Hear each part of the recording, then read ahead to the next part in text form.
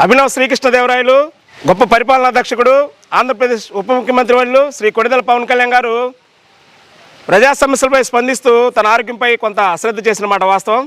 2016 పోరాట యాత్ర సందర్భంగా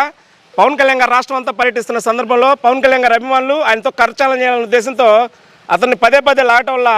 2 భుజాలకు తీవ్ర గాయాలని, అయినా కానీ పవన్ కళ్యాణ్ గారు ప్రజా సమస్యలపై స్పందించాలి, ఈ రాష్ట్రం బాగుండాలి, ప్రజలు బాగుండాలనే ఉద్దేశంతో నొప్పిని ఆ సమస్యను పెద్దగా పట్టించుకోకపోవడం వల్ల సమస్య తీవ్రమైంది. ఇటీవల పవన్ కళ్యాణ్ గారు శ్వాసపరమైన ఇబ్బందులు రావడం వల్ల ముంబై హాస్పిటల్కి వెళ్ళటం, ఆ సమస్యని పరిష్కరించే దిశలో ఈ కొత్త సమస్యలు బయటకు రావటం, దానికి వీలైన త్వరగా సర్జరీ చేయించుకోమని డాక్టర్లు పిలుపునటం, పవన్ కళ్యాణ్ గారు ముందుగా కమిట్మెంట్ ఇచ్చి రాష్ట్ర ప్రయోజనాలు దృష్టిలో పెట్టుకొని ఇప్పుడు దాకా వెయిట్ చేసి నిన్ననే ముంబైలో ఉదయం 3:30 గంటల పాటు కొనసాగిన శస్త్రచికిత్సలో కుడిపక్క భుజం విజయవంతంగా ఆపరేషన్ పూర్తయింది. పవన్ కళ్యాణ్ గారు వీళ్ళని త్వరగా కోలుకోవాలి, మళ్ళీ ఎన్డీఏ కూటమిలో అత్యంత అనుభవం కలిగిన చంద్రబాబు గారి నాయకత్వంలో ఆంధ్రప్రదేశ్లో 5 కోట్ల మంది ఆంధ్రులు ఆరోగ్యంగా ఉండాలి, ఆనందంగా ఉండాలనే ఉద్దేశంతో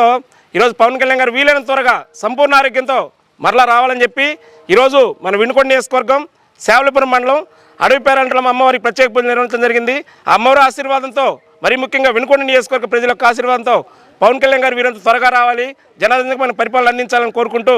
ఈ కార్యక్రమంలో పాల్గొన్న వినుకొండ నియోజకవర్గ ఎన్డీఏ కూటమి నాయకులందరూ కూడా వినుకొండ నియోజకవర్గ ఎన్డీఏ కూటమి తరఫున హృదయపూర్వక ధన్యవాదాలు తెలియజేసుకున్నాను.